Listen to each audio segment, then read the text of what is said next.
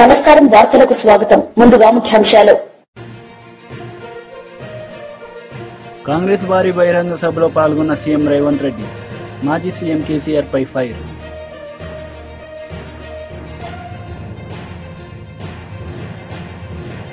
బాపట్లలో mega parent teacher సమావేశంలో పాల్గొన్న ముఖ్యమంత్రి నారా చంద్రబాబు నాయుడు. ఈ సందర్భంగా ప్రసంగం. కాంగ్రెస్ భారీ బహిరంగ సభలో సీఎం రేవంత్ రెడ్డి పాల్గొన్నారు. ఈ సందర్భంగా ఆయన ప్రసంగించారు.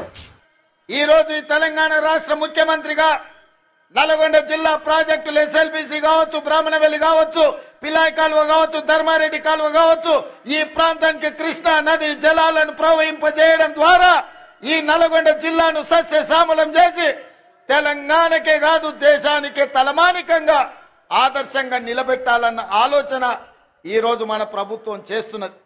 ఇదే కాదు, ఉత్తమ్ కుమార్ రెడ్డి గారు సాగునీటి పారుదల శాఖ మంత్రిగా, సివిల్ సప్లైస్ మినిస్టర్ గా ఈ రోజు బాధ్యత వహిస్తూ మేము ఆనాడు చెప్పినాం వరి పండించండి అని. గత ప్రభుత్వం చంద్రశేఖరరావు గారు అన్నారు, వరి వేసుకుంటే మీరు ఉరి వేసుకున్నట్టే, వరి కొనుగోలు కేంద్రాలు మేము తెరవము, వరి కొనము, మేము మీరేసుకుంటే మీ కర్మ అని ఆనాటి ప్రభుత్వం చంద్రశేఖరరావు గారు అన్నారు. కానీ మేము అధికారంలోకి వచ్చిన తర్వాత సివిల్ సప్లైస్ మినిస్టర్ గా ఉత్తమ్ కుమార్ రెడ్డి గారితో మాట్లాడి ఈనాడు ఐకేపీ కేంద్రాలు 8,500 ఐకేపీ కేంద్రాలు తెలంగాణలో నలుమూలల తెరిపించడం ద్వారా వరి పండించండి, కనీస మద్దతు ధరనే కాదు 500 రూపాయల బోనస్ ఈ తెలంగాణ రాష్ట్ర రైతాంగానికి ఇస్తామని పిలిపించి నల్గొండ జిల్లాలో 5,12,000 ఎకరాల వరి పండించి రైతులు దేశానికి ఆదర్శంగా నిలబడ్డారు. అందులో 2,70,000 ఎకరాల సన్న వడ్లను నల్గొండ జిల్లా ప్రజలు పండించారు. అందుకే ఈరోజు 3 రోజుల్లో మీ అమ్మిన వడ్లకు పైసలు ఇవ్వడమే కాదు 500 రూపాయల బోనస్ ఇవ్వడం ద్వారా రైతు అంటే ఆత్మగౌరవంతో బ్రతకాలి, రైతుకు వ్యవసాయం దండగ కాదు, వ్యవసాయం అంటే పండగ, ఆ పండగ ప్రజా పాలనలో ఇందిరమ్మ రాజ్యంలో జరగాలి అని ఇవాళ మీకందరు కూడా వరి పండించిన వాళ్ళు గుండెల మీద చేతులు వేసుకొని నిశ్చింతగా నిద్రపోయేటట్టు ఈ రోజు మన ప్రభుత్వం ప్రయత్నం చేస్తున్నది.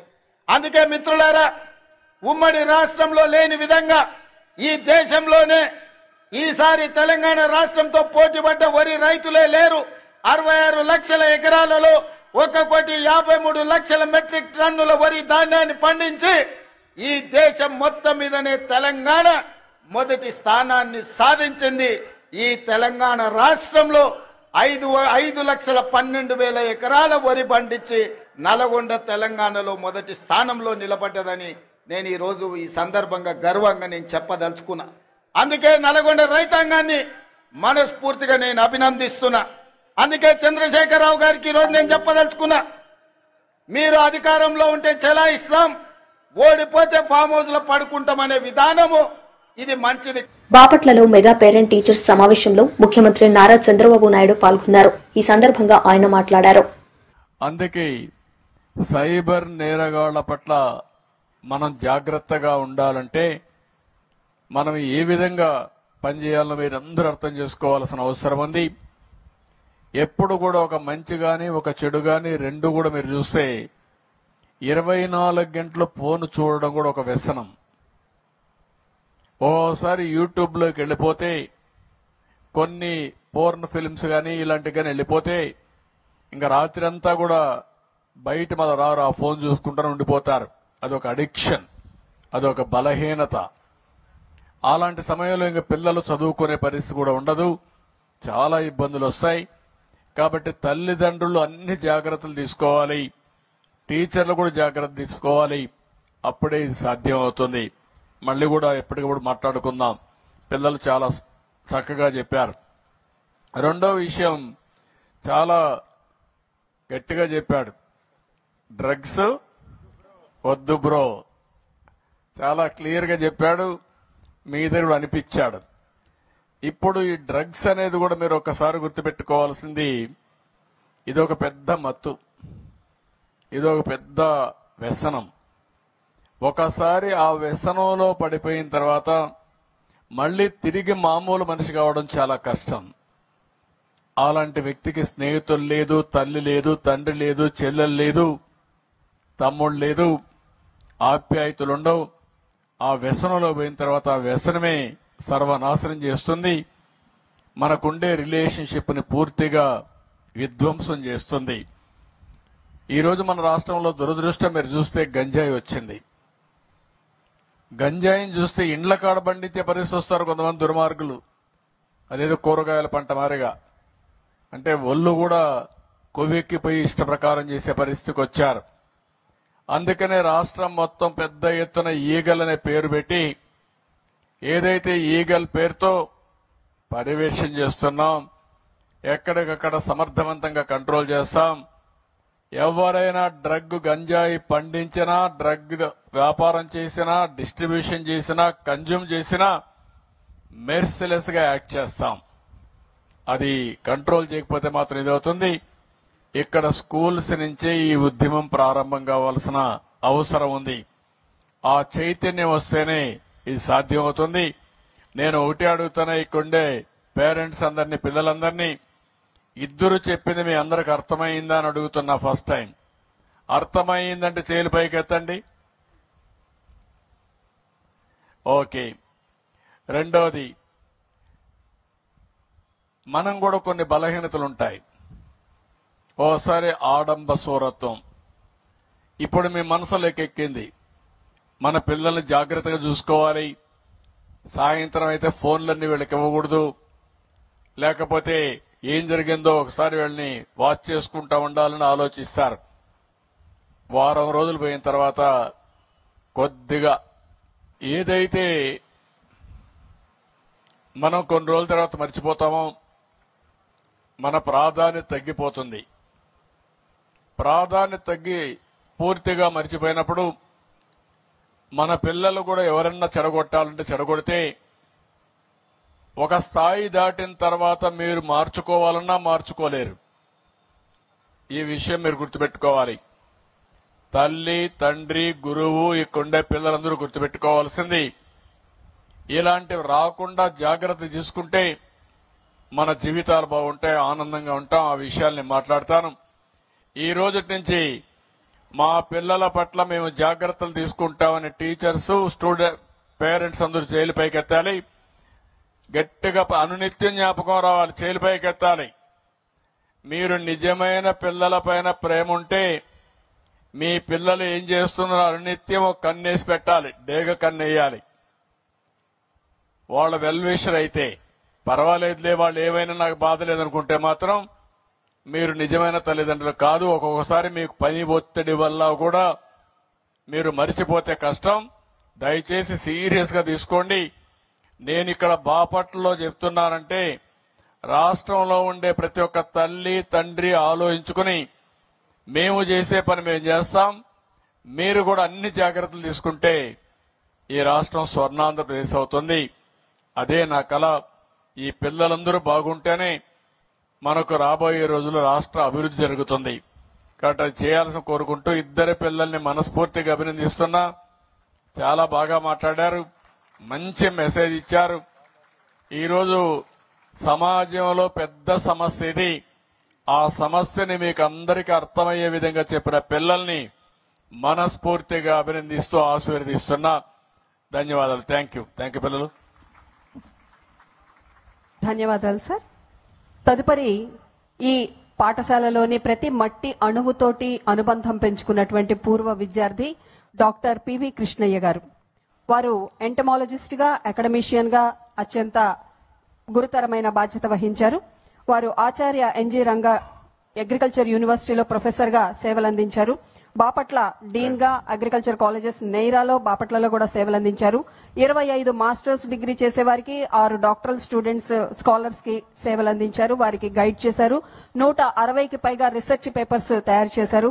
అలాగే మరి అనేక awards, life time achievement award in entomology and higher మాజీ మంత్రి శ్రీనివాస్ గౌడ్ మీడియా సమావేశం నిర్వహించారు. ఈ సందర్భంగా పలు అంశాలపై ఆయన మాట్లాడారు. ₹1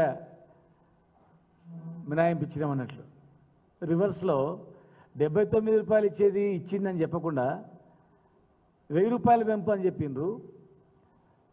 మేము అధికారంలో ఉన్నప్పుడే ఆటో డ్రైవర్లకు, లారీ డ్రైవర్లకు, జర్నలిస్టుతో సహా హోంగార్డులో కూడా ప్రమాదవశాత్తు చనిపోతే వాళ్ళకు 5 లక్షల ఎక్స్గ్రేషన్ ఇస్తామని చెప్పినాం.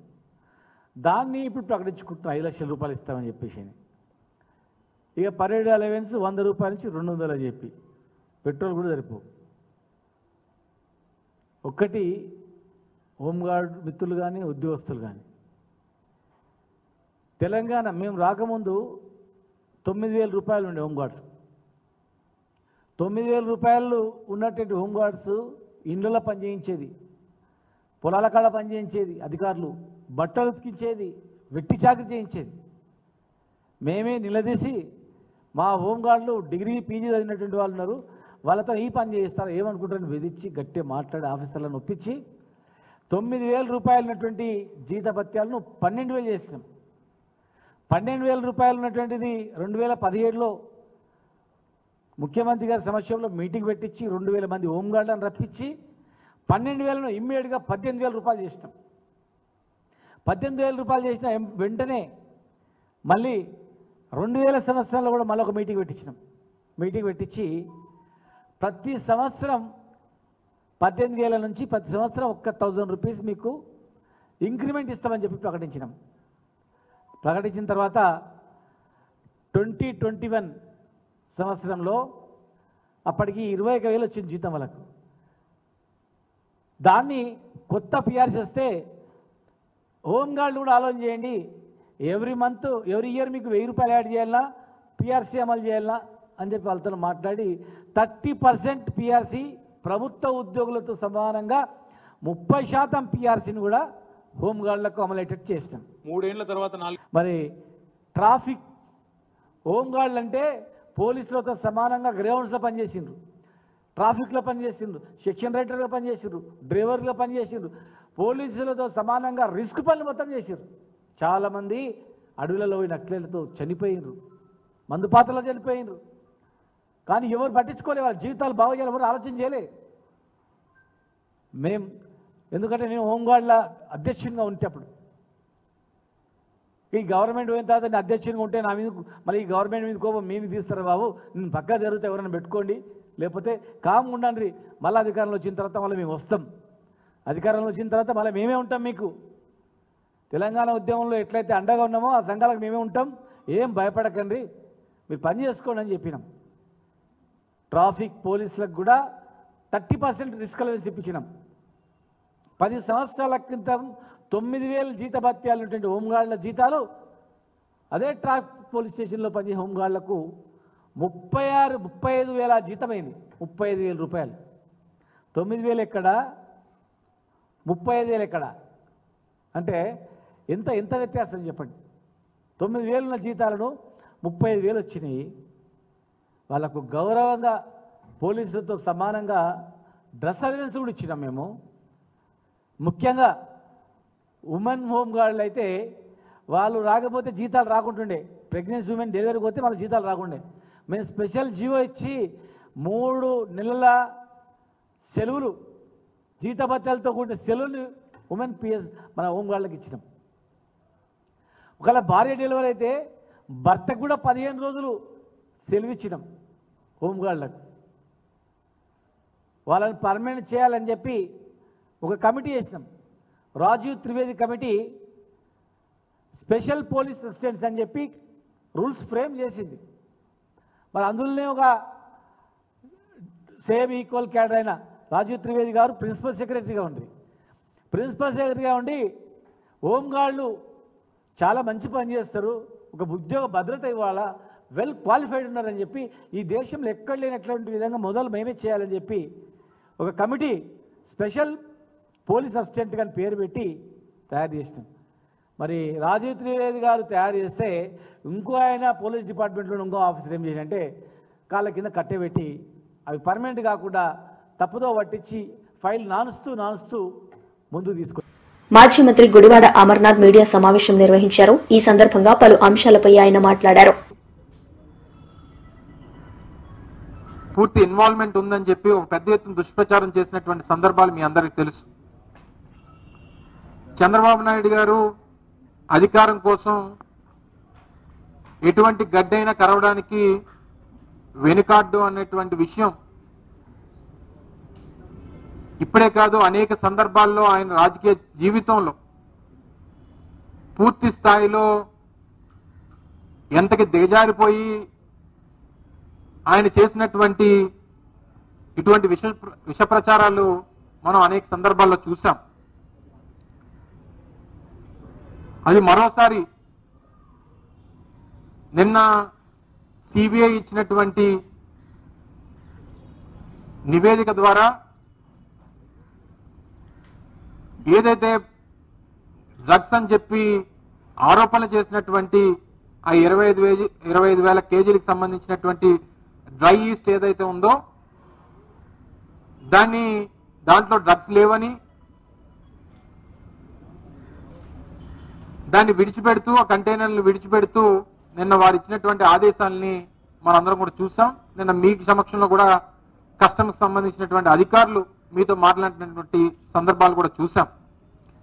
అయితే చంద్రబాబు నాయుడు గారు మొదటి నుంచి ఈ రకమైనటువంటి దుష్ప్రచారం చేయడంలో, ఈ రకంగా ఒక ఆర్గనైజ్డ్ క్రైమ్ చేయడంలో ఎంత సిద్ధహస్తురో మనం చూసాం.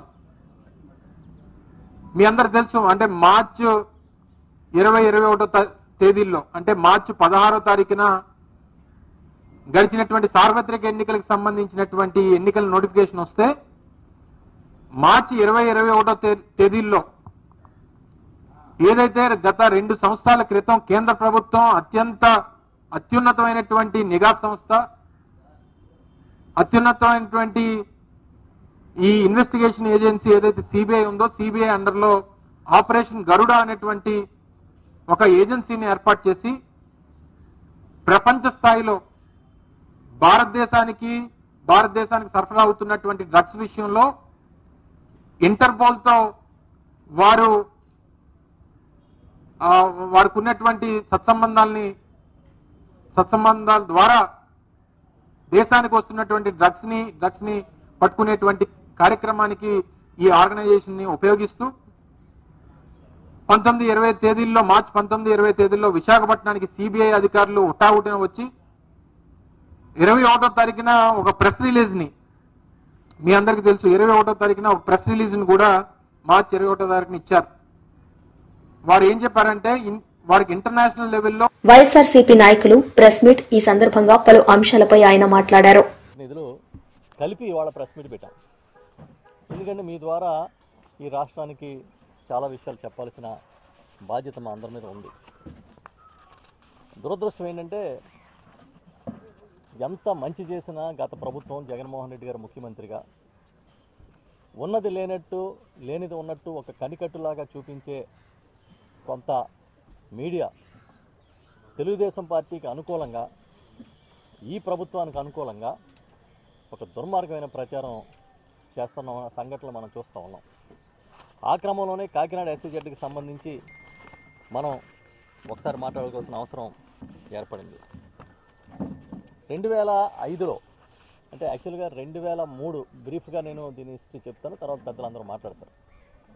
2003లో చంద్రబాబు నాయుడు గారు ఆ రోజు ముఖ్యమంత్రిగా ఉన్నప్పుడు పరిశ్రమల ఏర్పాటు కోసమని, APIC కోసమని కొంత భూమిని సేకరించారు. సేకరించిన తర్వాత 2005లో అయినా కాలపరిమితి అయిపోయింది. రాజశేఖర రెడ్డి గారు ముఖ్యమంత్రిగా వచ్చిన తర్వాత ఈ ప్రాంతంలో రిఫైనరీస్ రావాలి, ఇండస్ట్రీస్ రావాలనే ఉద్దేశంతో పెద్ద ఎత్తున భూసేకరణ అనేది ప్రారంభించారు. దాన్ని ఒక SEZగా తీర్చిదిద్దాలనుకుని ప్రారంభించడం జరిగింది. సుమారు 10,400 ఎకరాలు సేకరించాలనే ఉద్దేశంతో దీన్ని మొదలుపెట్టారు. మొదలుపెట్టిన తర్వాత ఇంచుమించుగా ఈరోజు ఎవరైతే Kakinada deep sea water port సంబంధించిన ముఖ్య వాటాదారు ఉన్నారో KV రావు గారు, ఆ రోజు ఈ భూసేకరణలో ఆయన ప్రధాన పాత్రధారి. అంతేకాకుండా ఆ తర్వాత హెచ్పిసిఎల్ వస్తుంది, రిఫైనరీ అని, ఓఎన్జీసీ వస్తుందని వాళ్ళెవరు రాకపోవడం ఇవన్నీ జరిగిపోయినాయి. జరిగిన తర్వాత దీన్ని జిఎంఆర్ వాళ్ళు తీసుకున్నారు. సుమారు 8,150 ఎకరాల విస్తీర్ణంలో ఎస్సీజెడ్ని ఏర్పాటు చేయడం కోసం జిఎంఆర్ సంస్థ తీసుకోవడం జరిగింది. తీసుకున్నప్పుడు రైతులు, ఇక్కడున్న చాలామంది పెద్దలు దీన్ని వ్యతిరేకించారు. 3 లక్షల రూపాయలకి ఎకరం మీరు సేకరించడం అనేది మా జీవితాలు నాశనం అయిపోయే చర్య, మా తరతరాలుగా వస్తున్న ఆస్తుల్ని మీరు లాక్కోవద్దు అని చెప్పి ఉద్యమం ప్రారంభించారు. ప్రారంభించినా కూడా ఇది ఆగలే. ఆ క్రమంలో 2012లో అప్పటికి ప్రతిపక్షంలో ఉన్న చంద్రబాబు నాయుడు గారు ఈ ఎస్సీజెడ్కి వచ్చి ఎంతకాలం ఈ దొంగ బతుకు నీతి నిజాయితీగా బతకాలని కోరుకోండి ఏరువాక సాగాడు. ఆయన ఏరువాక సాగి ఒక హామీ ఇచ్చాడు, పెద్ద హామీ. ఏమని ఇచ్చారంటే, మేము అధికారంలోకి వచ్చిన వెంటనే రైతుల భూములు వెనక్కి ఇచ్చేస్తాను, పేదల దగ్గర భూములు లాక్కోవడం ఏంటి అని చెప్పి పెద్ద పెద్ద స్టేట్మెంట్లు ఇవ్వడం జరిగింది. ఇచ్చిన తర్వాత ఆ చర్చను కూడా రద్దు చేస్తానని చెప్పాడు. ఆ తర్వాత 2008 నుంచి వార్తలు ముగించే ముందు ముఖ్యాంశాలు మరోసారి. కాంగ్రెస్ వారి బహిరంగ సభలో పాల్గొన్న సీఎం రేవంత్ రెడ్డి, మాజీ సీఎం కేసీఆర్ పై ఫైర్.